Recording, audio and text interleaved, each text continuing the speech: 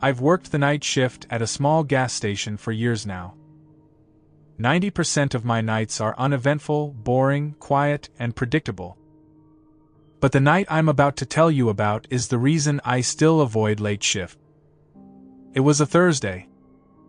Cold, unusually silent, even for our highway. The kind of night where every noise feels louder than it should. Around 1:30 a.m., a black sedan pulled in slowly to Pump 3. No headlights. No music. Not even the metallic click of a door opening.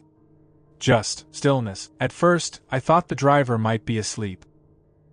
But then I saw it. A faint silhouette in the driver's seat, sitting perfectly upright. No movement, no shifting, like a mannequin placed behind the wheel.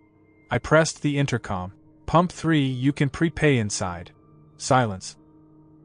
I waited another minute before I stood up and leaned forward to get a better look outside the glass. The figure suddenly moved. A slow, unnatural shift of the head toward my window. I jumped back a little and pretended I wasn't watching. Finally, the car door opened. A tall man stepped out, long strides, head low, jacket soaked like he'd been walking through wet grass or muddy field. He pushed open the station door and stepped inside without blinking. "Evening," I said, forcing a smile. He didn't respond. He looked around, slowly, like he was memorizing every corner of the store. Then he asked, "You work alone tonight?" My stomach tightened instantly. I lied without thinking.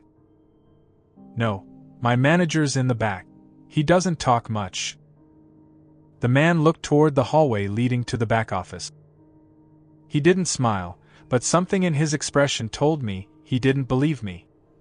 He wandered through the aisles with no intention to buy anything. He didn't touch snacks. He didn't pick up a drink, occasionally glancing at the cameras. Occasionally glancing at me. Then, while pretending to browse, he asked, "Does anyone else come in this late?" My fingers tightened around the register counter. "Yeah," I lied again. "We're actually getting a restock soon." He nodded slowly. Then he whispered, barely loud enough to hear, "You should really lock your doors at night." I reached for the store phone and dialed the non-emergency police line. "Yeah, officer," I said loudly. "I have a customer acting suspicious. Could you send someone?" The man froze. He stared at me for a long moment. And then walked out of the store without a word. I watched him sit in his car, engine off, lights off, not moving, like he was waiting. 15 minutes later, police lights flashed across the pump.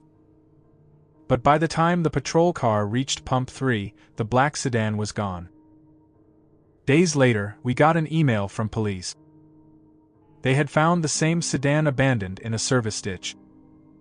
Inside they recovered duct tape, zip ties, and clothing with dark biological stains. The final line of the email still makes my skin crawl. "We believe the driver was actively searching for someone isolated." After that night, I stopped looking out the windows when a car pulls up late.